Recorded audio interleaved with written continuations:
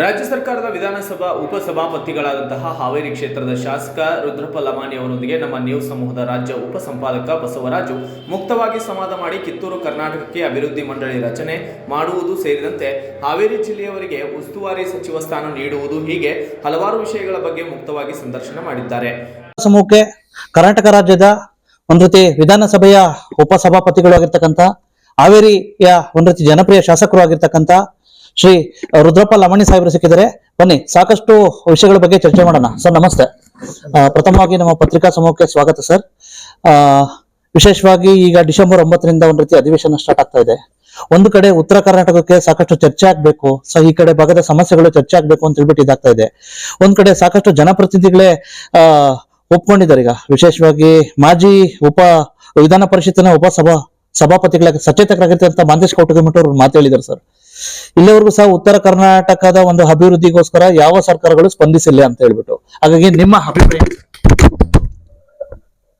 ಈಗಾಗಲೇ ಉತ್ತರ ಕರ್ನಾಟಕದ ಅಭಿವೃದ್ಧಿ ಆಗಬೇಕು, ಉತ್ತರ ಕರ್ನಾಟಕದ ಜೀವಂತ ಸಮಸ್ಯೆಗಳ ಚರ್ಚೆ ಆಗಬೇಕು, ಉತ್ತರ ಕರ್ನಾಟಕದ ಸರ್ವಾಂಗೀಣ ಅಭಿವೃದ್ಧಿಗಾಗಿ ಬೆಳಗಾವಿಯಲ್ಲಿ ಒಂದು ಸುವರ್ಣಸೌಧವನ್ನು ಕಟ್ಟಿ ರಾಜ್ಯದ ಜನತೆಗೆ ಒಂದು ಹೊಸ ದಾಖಲೆಯನ್ನು ಮಾಡಿದ್ದಾರೆ.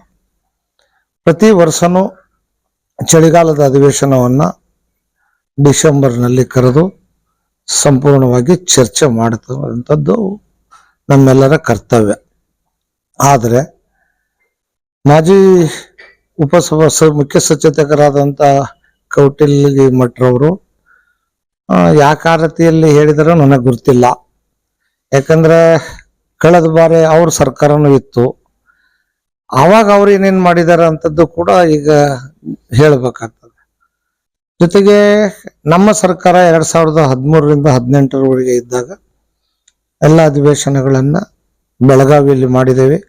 ಬೆಳಗಾವಿಯ ಜೀವಂತ ಸಮಸ್ಯೆಗಳನ್ನ ಚರ್ಚೆ ಮಾಡಿದ್ದೇವೆ. ಶಾಸಕರಿಗೆ ಹೆಚ್ಚು ಅವಕಾಶವನ್ನು ಕೊಟ್ಟಿದ್ದೇವೆ. ಮತ್ತೆ ಇವತ್ತು ಎಲ್ಲ ಸಮಸ್ಯೆಗಳು ಒಂದೇ ಸಲಕ್ಕೆ ಸಾಲ್ವ್ ಆಗೋದಿಲ್ಲ. ಬಹಳಷ್ಟು ಸಮಸ್ಯೆಗಳು ಇವೆ ದೇಶದಲ್ಲಿ. ಕರ್ನಾಟಕದಲ್ಲಿ ದಕ್ಷಿಣ ಭಾಗದಲ್ಲಿ ಮತ್ತು ಹಳೆ ಮೈಸೂರು ಇವತ್ತು ಹೆಚ್ಚು ಅಭಿವೃದ್ಧಿ ಆಗಿದೆ. ಯಾಕಂದ್ರೆ ಅಲ್ಲಿ ಮೈಸೂರು ಮಹಾರಾಜರ ಕಾಲದಿಂದ ಈ ಒಂದು ಬಾಂಬೆ ಕರ್ನಾಟಕ, ಹೈದರಾಬಾದ್ ಕರ್ನಾಟಕ, ಮೈಸೂರು ಕರ್ನಾಟಕ, ಮೂರು ಮದ್ರಾಸ್ ಕರ್ನಾಟಕ ಇತ್ತು, ಅದು ಮೈಸೂರು ಬರ್ತದೆ. ಅದರಲ್ಲಿ ಸಾಕಷ್ಟು ಸುಶಿಕ್ಷಿತೆ, ಅಲ್ಲಿ ಅನೇಕ ಅನುಭವಿ ರಾಜಕಾರಣಿಗಳು, ಅನೇಕ ಜನ ಮುಖ್ಯಮಂತ್ರಿಗಳು ಆ ಭಾಗದವರೇ ಆಗೋಗಿದ್ದಾರೆ. ಈ ಭಾಗದಲ್ಲಿ ನಮಗೆ ಅಷ್ಟೊಂದು ಅವಕಾಶ ಸಿಕ್ಕಿಲ್ಲ.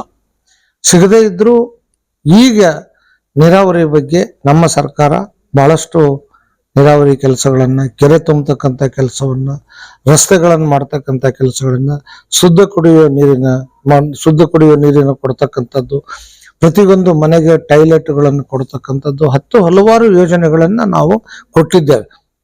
ಜೊತೆಗೆ ಸರ್ವ ಜನಾಂಗದ ಸಮೃದ್ಧಿ ಆಗಬೇಕು ಅನ್ನೋ ದೃಷ್ಟಿಯಿಂದ ಕಳೆದ ಬಾರಿ 5 ಗ್ಯಾರಂಟಿಗಳನ್ನ ನಮ್ಮ ಸರ್ಕಾರ ಕೊಟ್ಟು ಇವತ್ತು ಒಂದೇ ವರ್ಷದಲ್ಲಿ ಇಂಪ್ಲಿಮೆಂಟ್ ಕೂಡ ಮಾಡಿದೆ. ಹಾಗೇನೆ ಕಳೆದ 2013ರಿಂದ 2018ರವರೆಗೆ ಅನೇಕ ಗ್ಯಾರಂಟಿ, ಅನೇಕ ಭಾಗ್ಯಗಳನ್ನು ಕೂಡ ಕೊಟ್ಟಿದ್ದೇವೆ. ಇದು ಕೇವಲ ಉತ್ತರ ಕರ್ನಾಟಕಕ್ಕೆ ಮಾತ್ರವಲ್ಲ, ಎಲ್ಲರಿಗೂ ಕೂಡ ಆಗಿದೆ. ಹೆಚ್ಚು ಪಾಲು ನೀರಾವರಿಗೆ ನಮಗೆ ಬಹಳ ಸಂತೋಷ ಆಗಿದೆ. ಉದಾಹರಣೆಗೆ ನಮ್ಮ ಅಪ್ಪರ್ ತುಂಗಾದ ನೀರನ್ನ ಬಂಗಾರಪ್ಪನವ್ರ ಕಾಲದಲ್ಲಿ ಪ್ರಾರಂಭ ಆಯ್ತು. ಖರ್ಗೆ ಅವ್ರ ಕಾಲದಲ್ಲಿ, ಎಚ್ ಕೆ ಪಾಟೀಲ್ರವ್ರ ಕಾಲದಲ್ಲಿ ಬಂದಂತ ಎಲ್ಲ ಸರ್ಕಾರಗಳು ಇವತ್ತು ಕೆರೆಗಳನ್ನು ತುಂಬತಕ್ಕಂಥ ಕೆಲಸವನ್ನ, ಈಗ ಮೊನ್ನೆ ಕೂಡ ನಮ್ಮ ಹೆಗ್ಗೇರಿಯನ್ನ ತುಂಬಿಸ್ತಕ್ಕಂಥ ಕೆಲಸ ಕೂಡ ಈ ವರ್ಷನೇ ನೀರು ಬಂದಿದೆ. ಸನ್ಮಾನ್ಯ ಮುಖ್ಯಮಂತ್ರಿಗಳಾದಂಥ ಸಿದ್ದರಾಮಯ್ಯನವರು ಮೊನ್ನೆ ಭಾಗ್ಯನ ಅರ್ಪಣೆ ಮಾಡೋಗಿದ್ದಾರೆ. ಇನ್ನು ಅನೇಕ ಸಮಸ್ಯೆಗಳು ಇವೆ, ಇಲ್ಲ ಅಂತ ಹೇಳೋದಿಲ್ಲ. ಸರ್ಕಾರ ಆರ್ಥಿಕ ವ್ಯವಸ್ಥೆಯನ್ನ ಕೊಡಬೇಕು. ಕೇಂದ್ರ ಸರ್ಕಾರ, ಎರಡೂ ಸರ್ಕಾರಗಳು ಇದ್ದಾಗ ಬಹಳಷ್ಟು ಕೆಲಸವನ್ನ ಬಿಜೆಪಿ ಸರ್ಕಾರ, ಹಿಂದಿನ ಸರ್ಕಾರ ಮಾಡಬಹುದಾಗಿತ್ತು. ನಮ್ಮ ಡಬಲ್ ಇಂಜಿನ್ ಸರ್ಕಾರಗಳು ಅಂತ ಹೇಳಿಕೊಂಡ್ರು ಸಹಿತ ಅವರು ಹೇಳೋ ಅಂತ ಕೆಲಸಗಳನ್ನ ಯಾವುದು ಕೂಡ ಮಾಡಿಲ್ಲ. ಹೆಸರಿಗೆ ಡಬಲ್ ಇಂಜಿನ್. ಈಗ ಏನಾಗಿದೆ, ಕೇಂದ್ರ ಸರ್ಕಾರದಿಂದ ಬರ್ತಕ್ಕಂಥ, ನವಾರ್ನಿಂದ ಬರ್ತಕ್ಕಂಥ, ರೈತರಿಗೆ ಕೊಡ್ತಕ್ಕಂಥ ಹಣ ಸರಿಯಾಗಿ ಕೊಡ್ತಾ ಇಲ್ಲ. ನಮ್ಮ ಟ್ಯಾಕ್ಸ್ ₹1 ಕಟ್ಟಿದ್ರೆ ಅದ್ರ 15 ಪೈಸೆ ಸಹಿತ ನಮಗೆ ಕೊಡ್ತಾ ಇಲ್ಲ. ಅನೇಕ ರೀತಿಯಿಂದ ಕೇಂದ್ರ ಸರ್ಕಾರ ನಮ್ಮನ್ನು ಕಾಡ್ತಾ ಇದೆ. ಅದ್ರ ಜೊತೆಗೆ ಯಾರಿಗೂ ಆಡಳಿತ ಮಾಡಕ್ ಕೂಡ ಬಿಡ್ತಾ ಇಲ್ಲ. ಆಡಳಿತ ಮಾಡಿದ್ರೆ ಮುಖ್ಯಮಂತ್ರಿಗಳ ಮೇಲೆ ಅವ್ರಿಗೆ ಕಿರುಕುಳ ಕೊಡ್ತಕ್ಕಂಥದ್ದು, ಹೂಡ ಮೂಡ, ಆಮೇಲೆ ಇಡಿಯನ್ನು ಕೊಡ್ತಕ್ಕಂಥದ್ದು, ಅನೇಕ ರೀತಿಯ ಕಿರುಕುಳಗಳನ್ನು ಕೊಡ್ತಕ್ಕಂಥ ಕೆಲಸ ಈ ಸರ್ಕಾರ ಮಾಡ್ತಾ ಇದೆ. ಪ್ರಜಾಪ್ರಭುತ್ವ ವ್ಯವಸ್ಥೆಯಲ್ಲಿ ಯಾವುದೇ ಸರ್ಕಾರಕ್ಕೆ ಬಂದಾಗ ಅದಕ್ಕೆ ಜನಸಮ್ಮತಿ ಕೊಟ್ಟಂತ ಸರ್ಕಾರವನ್ನ ಎಲ್ಲರೂ ಗೌರವಿಸಬೇಕು, ಕೇಂದ್ರನು ಕೂಡ ಗೌರವಿಸಬೇಕು. ಆ ದಿಸೆಯಲ್ಲಿ ಇವತ್ತು ಕೇಂದ್ರ ಸರ್ಕಾರ ನಮ್ಮ ಪಾಲಿನ ಹಣವನ್ನು ಕೊಡದೆ ನಮ್ಮ ಯೋಜನೆಗಳಿಗೆ ಕೊಟ್ಟಂತ ಭಾಷೆಯನ್ನ ಇವತ್ತು ಅನೇಕ ಯೋಜನೆ, ಮಾದಾಯಿ ಯೋಜನೆ ಎಷ್ಟು ದಿವಸಗಳವರೆಗೆ ಇವತ್ತು ಉತ್ತರ ಕರ್ನಾಟಕದಲ್ಲಿ ಆಗಬೇಕಾಗಿತ್ತು, ಏನ್ ಬ್ಯಾನಿ ಆಗೈತೆ ಇವರಿಗೆ.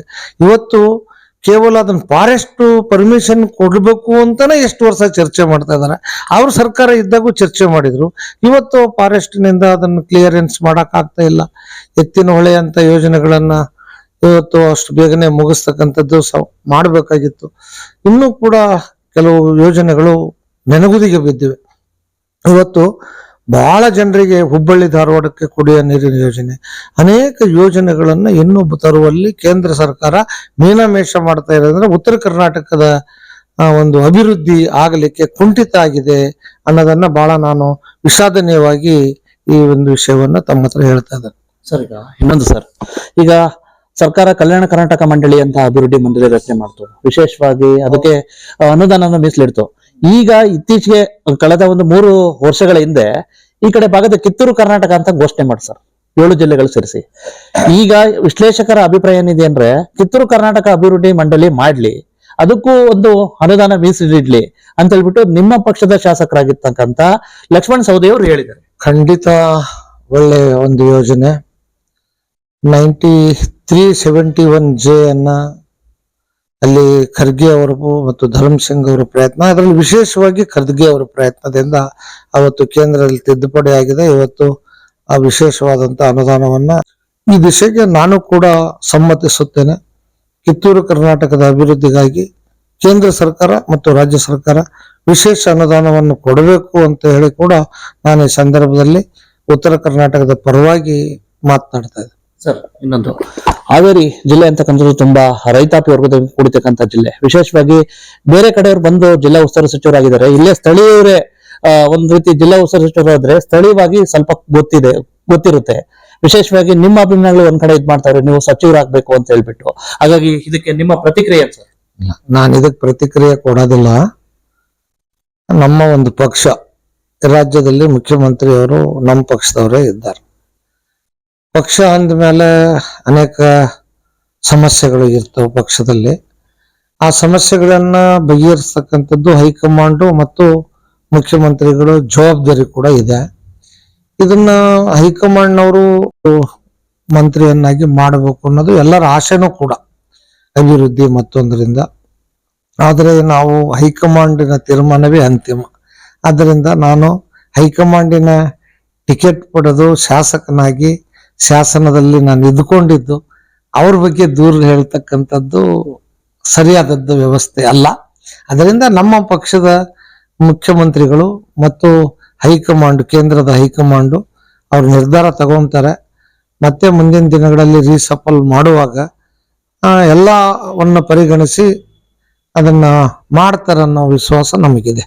ಸರ್, ಇನ್ನೊಂದು ವಿಷಯ ಸರ್, ಇತ್ತೀಚೆಗೆ ಶಿಗ್ಗಾಂವ್ ಎಲೆಕ್ಷನ್ ಆಯ್ತು. ಸಾಕಷ್ಟು ನಿಮ್ಮ ಸಂಘಟಿತ ಪ್ರಯತ್ನ ದಲ್ಲಿ ವಿಶೇಷವಾಗಿ ಕಾಂಗ್ರೆಸ್ ಪತಾಕೆನ ಆರಿಸಿದ್ರ ಯುವ ಶಾಸಕರು ಪಟನ್ ಅಂತಕ್ಕಂಥವ್ರಿಗೆ ಏನು ನೀವು ಮಾತು ಹೇಳಿಕ್ ಬಯಸ್ತೀರ?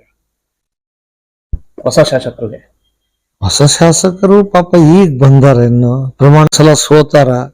ರಾಜಕಾರಣದಲ್ಲಿ ಒಂದೇ ಸಲಕ್ಕೆ ಎಲ್ಲವನ್ನು ಮಾಡಕ್ ಆಗಲ್ಲ. ಆದ್ರೆ ಅವ್ರ ನಿರೀಕ್ಷೆ ಬಹಳ ಇದೆ. ಬೊಮ್ಮಾಯಿಯವ್ರ ಕಾಲದಲ್ಲಿ ಯಾವ್ಯಾವ ಕೆಲಸಗಳು ಆಗಿಲ್ಲ ಅಂತ ಕೆಲಸಗಳನ್ನು ಮಾಡಬೇಕು. ನಾವು ಮುಂದೆ ರಾಜಕಾರಣದಲ್ಲಿ ಬೆಳಿಬೇಕು ಅನ್ನುವ ಒಂದು ದೂರದೃಷ್ಟಿಯ ಒಂದು ಆಲೋಚನೆ ಇದೆ. ಆದ್ದರಿಂದ ಅವರು ಕೂಡ ಎಲ್ಲವನ್ನೂ ಒಂದೇ ಸಲಕ್ಕೆ ಮಾಡಕ್ ಆಗಲ್ಲ. ಸರ್ಕಾರಕ್ಕೂ ಆರ್ಥಿಕವಾದಂತ ಇದನ್ನ ನೋಡ್ಕೊಂಡು ಇದ್ದಿದ್ರಲ್ಲಿನ ನೀಡೋರು ಎಲ್ಲೇ ಇದ್ರು ಸಹಿತ ಒಂದ್ ತುಪ್ಪ 1-2 ಚಮಚ ಜಾಸ್ತಿ ಹಾಕ್ತಾರ ಅಂದಾಗ ನಮ್ಮವರು ಅನ್ನರಿಗೆ ನಮ್ಮ ಮುಖ್ಯಮಂತ್ರಿಗಳು ಹೆಚ್ಚು ಗಮನ ಹರಿಸ್ತಾರ. ಮತ್ತು ಕ್ಷೇತ್ರದ ಜನ 20 ವರ್ಷಗಳ ಹಿಂದೆ ಕಾಂಗ್ರೆಸ್ ಬಂದಿತ್ತು. ಅದರ ನಂತರ ಬೊಮ್ಮಾಯಿ ಅವರು 4 ಬಾರಿ ಶಾಸಕರಾಗಿದ್ರು. ಅದನ್ನ ಅಭಿವೃದ್ಧಿಯನ್ನ ಸರಿಯಾಗಿ ಮಾಡಿಲ್ಲ ಅಂತ ಹೇಳಿ ಇವತ್ತು ನಮಗೆ ಅವಕಾಶ ಕೊಟ್ಟಿದ್ದಾರೆ. ಆ ಅವಕಾಶವನ್ನ ಸರಿಯಾಗಿ ಉಪಯೋಗಿಸಿಕೊಂಡು ಮುಂದಿನ ದಿನಗಳಲ್ಲಿ ಹೋದಾಗ ಈ ರೋಡ್ ಸರಿ ಇಲ್ಲ, ಆ ರೋಡ್ ಸರಿ ಇಲ್ಲ, ನಾವು ಕೇಳಿದ್ದನ್ನ ಬೊಮ್ಮಾಯಿ ಅವರು ಗಮನಿಸ್ತಾ ಇಲ್ಲ, ನಾವೇನೇ ಹೇಳಿದ್ರು ಎಲ್ಲೋ ಕರೀತಾರೆ, ಏನೋ ಮಾಡ್ತಾರೆ, ಕ್ಷೇತ್ರದ ಬಗ್ಗೆ ನಿರ್ಲಕ್ಷ್ಯತನ ಮಾಡಿದ್ದಾರೆ. ಅದರಿಂದ ಈ ಸರಿ ನಾವು ನಿಮ್ಮನ್ನು ಆರಿಸಿ ತರ್ತೀವಿ ಅನ್ನೋ ಮಾತನ್ನು ಹೇಳ್ತಿದ್ರು. ನುಡಿದಂತೆ ನಡೆದಿದ್ದಾರೆ.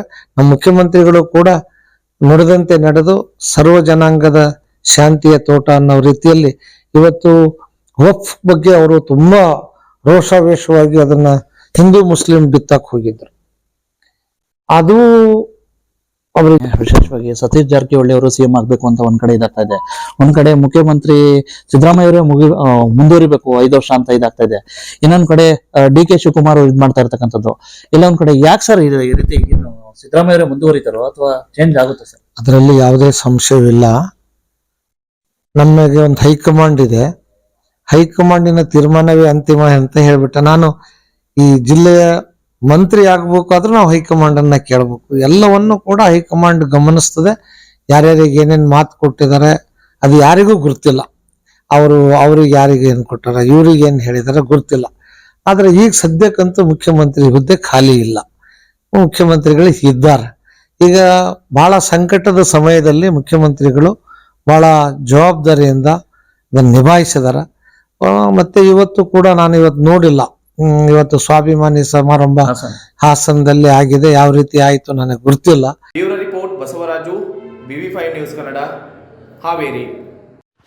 Thanks for watching. Read, discuss and debate with editor Dr. Yan Prashant Rao. Wanted reporters in print, digital and visual media for Bharat Vaibhav Daily Newspaper, BV News 5 Channel and BV Fast Web News from all the talukas of Karnataka, Goa and Maharashtra. If interested, send your resume to 9019229369.